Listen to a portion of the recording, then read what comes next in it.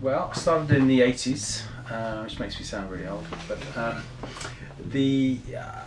I worked my way up through the Sunday Times, Observer, Independent sort of weekend supplements, and that led to a number of other commissions with sort of worldwide, across a number of different disciplines such as architecture, interiors, occasionally landscape, and portraits.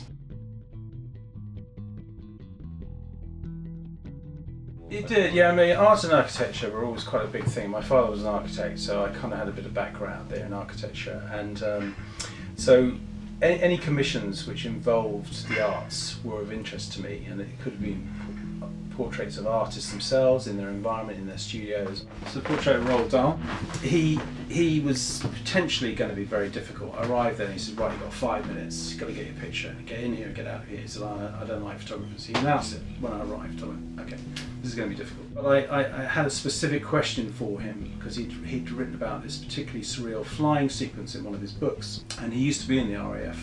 So I said, about that story, you know, what was that all about? And he's kind of going, he said, oh, I just make these things up. And at that point I said, well, okay, could you look out of the window and I'll have you thinking about that particular sequence of the book. And that's how that picture came about, and it's been used far and wide since.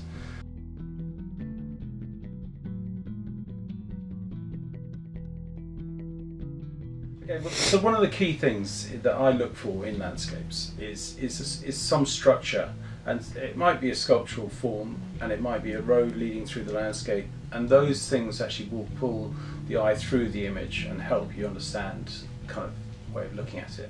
Shots in the show is of some goalposts which just frame up a volcano in the distance, and people seem to warm to that picture. I like it, but it's had a lot of interesting response. Just really unusual coming across goalposts at 4,500 metres. I mean, apparently in 2002 there were only 29 inhabitants in this particular village.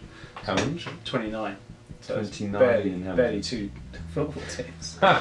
The book and the exhibition have been, it's been over a 9-year period, 6 continents through it. So I've been to Argentina, Chile, Bolivia, Iceland, the bailiwick of Guernsey, which is USA, and Australia.